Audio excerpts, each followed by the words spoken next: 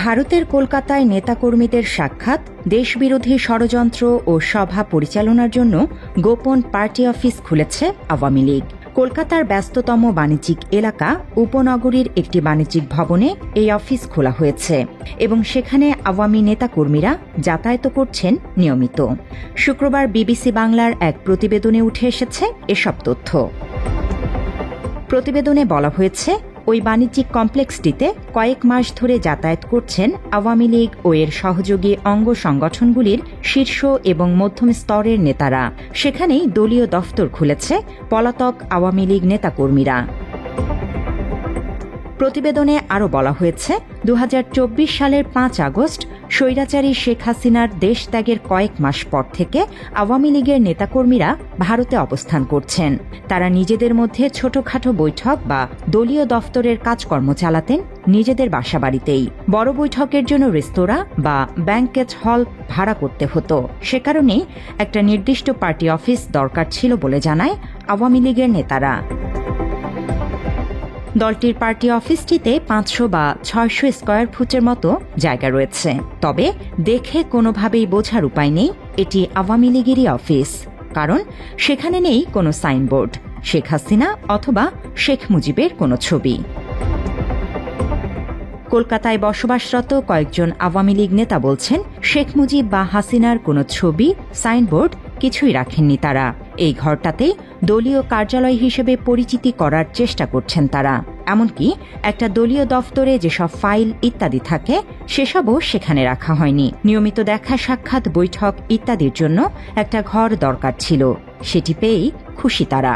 এটা পার্টি অফিসই বলা হলেও আদতে এটা একটা বাণিজ্যিক অফিস বলেও দাবি করেন তারা। এমনকি কেনা হয়নি নতুন কোনো আসবাবপত্র। আগের সংস্থার চেয়ার টেবিলে চলছে দৈনিকার কাজ। মাত্র ৩০% টাকায় জমির মালিক হয়ে নতুন বাংলাদেশের গড়ে তোলার স্বপ্ন দেখা বাংলা বসতি। এই অবস্থায় দলটিতে অর্থের যোগান কিভাবে হচ্ছে তা নিয়েও দেখা দিয়েছে প্রশ্ন।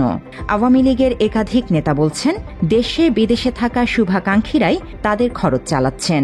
দলটির সাধারণ সম্পাদক ওবায়দুল কাদের বলেছেন, সাংগঠনিকভাবে অগাস্টের পরে যে বিপর্যয় নেমে এসেছে সেই অন্ধকার অতিক্রম করা কঠিন কাজ। যেসব নেতাকর্মী দেশে বা বিদেশে আছেন তারাই এই দুঃসময়ে এগিয়ে আসছেন, অর্থ সাহায্য করছেন। কর্মীরা সেখানে কষ্ট করেই আছেন বলে দাবি করেন তিনি। এছাড়া দেশ থেকে পরিবার পরিজন এবং সহকর্মীরাও প্রয়োজন মতো তাদের জন্য অর্থ পাঠাচ্ছেন। সংশ্লিষ্ট সূত্রে জানা যায়, গত বছরের ৫ আগস্টের পর বাংলাদেশ ছেড়ে ভারতে পালিয়ে যাওয়া আওয়ামী লীগ ও সহযোগী সংগঠনগুলোর অনেক শীর্ষ নেতা এবং প্রাক্তন এমপি মন্ত্রী কলকাতা বা এর আশেপাশের অঞ্চলে বাসা ভাড়া নিয়ে থাকছেন। এর বাইরে বিভিন্ন পেশাজীবী সরকারি কর্মচারী, পুলিশ কর্মকর্তা এবং অবসরপ্রাপ্ত সেনা কর্মকর্তারাও পালিয়েছেন ভারতে। আবার এমনও কয়েকজন আছেন যারা কলকাতায় এসে আমেরিকা, কানাডা, অস্ট্রেলিয়া বা অন্যান্য দেশে পাড়ি জমিয়েছেন।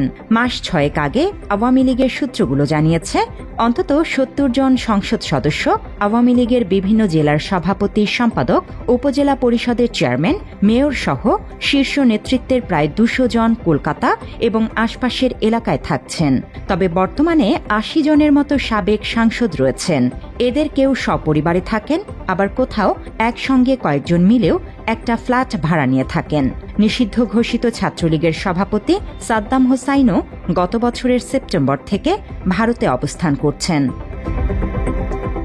জান্নাতুল ফেরদৌস।